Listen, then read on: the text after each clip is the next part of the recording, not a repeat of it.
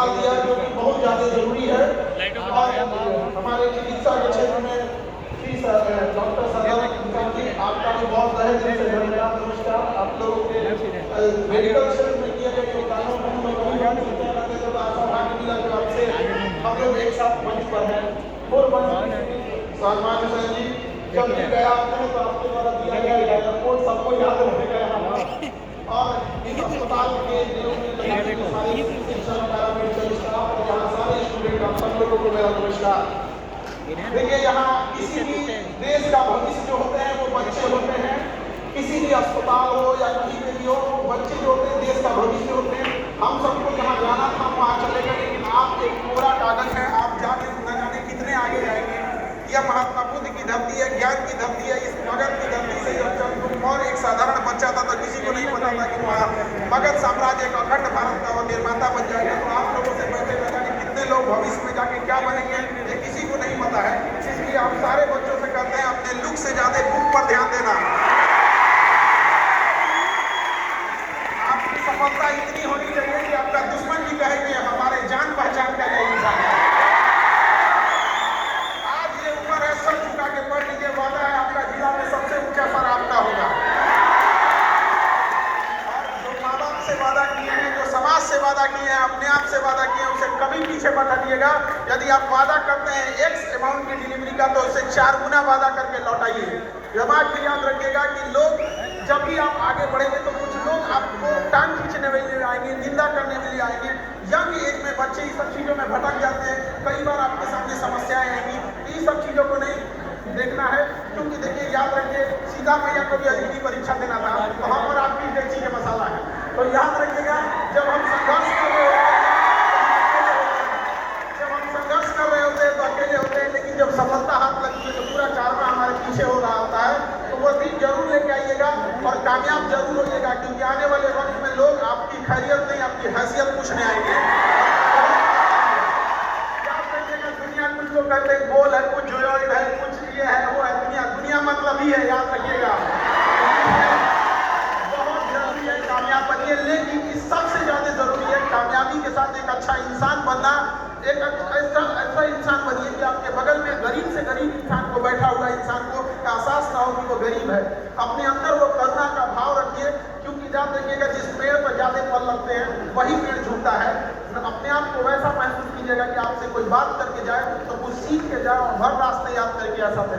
भविष्य में आप डॉक्टर बनेंगे और आपसे यही उम्मीद करते हैं कि आप लोग अपने डॉक्टरी एक पेशा है। देखिए हॉस्पिटल चलाना है, मेडिकल इंडस्ट्री काफी महंगी है, मशीनरी जितनी महंगी है, MRI machine, CT scan machine. आप जब डॉक्टर बनेंगे तो ये चीजें आपको भी फेस करनी पड़ेगी। लेकिन हम इतना जरूर आपसे विनती करते हैं इस उद्घाटन समारोह पे कि आप अपने दिन भर में जितने मरीज देखते हैं उसमें 10% मरीज ऐसे देखिएगा वो इतने गरीब नहीं हो कि अगर कोई माता जी आंचल में पैसा मांग के लाई है, अगर 10 रुपया 20 रुपया दिए तो आप उतना ही इज्जत से इलाज करिएगा जितना एक अमीर का।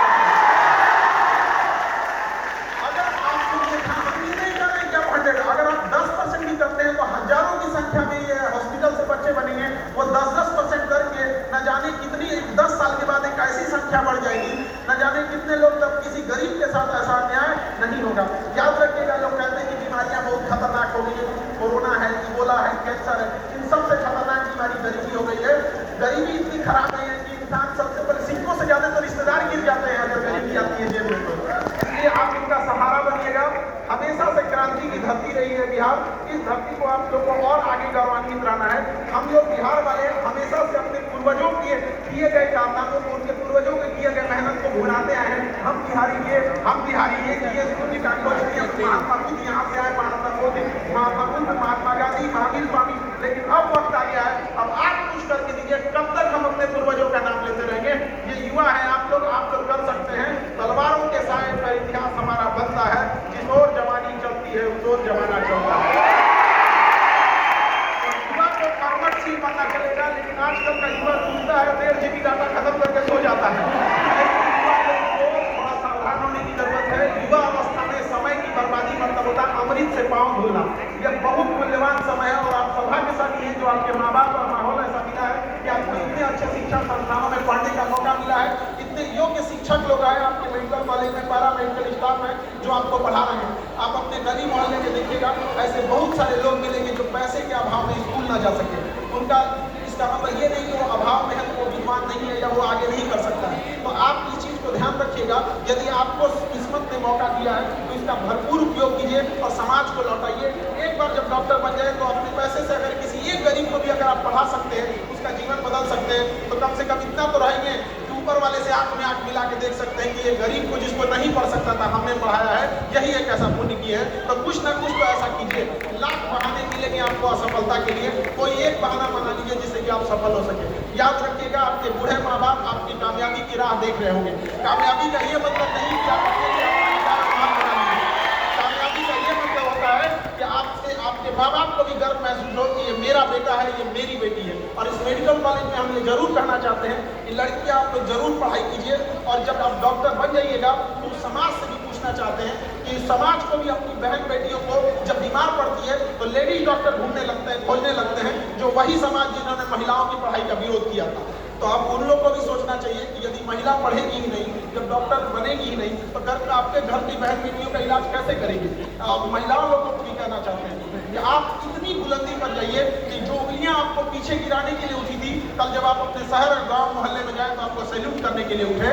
और वो यही उनका साइलेंट तरीके से जवाब देना होता है, लड़ भिड़ के किसी से जवाब नहीं दिया जा सकता है। शालीनता रखिएगा, अपने अंदर अहंकार कभी नहीं लगेगा। अहंकार वह वृक्ष है जिसकी शुरुआत गुस्से से होती है, तो अपने गुस्से को कंट्रोल करिएगा। गुस्सा में जब लोहा लाल हो जाता है, कोई लोहार से हथौड़ी से मार के टेढ़ा कर देता है। जब गुस्से से लाल लोहा कमजोर पड़ जाता है तो हम इंसान क्या चीज होते हैं। और यही गुस्सा आगे जाके अहंकार देता है, और अहंकार बहुत खराब चीज है। अहंकार से इंसान को इंसान नहीं दिखता, खुद के मकान, खुद के छत पे चढ़ जाओ तो अपना मकान नहीं दिखता। इसलिए कभी भी छत को बहुत जरूर था, छत होने का एक मंजिल और बनी और छत फर्श हो गया।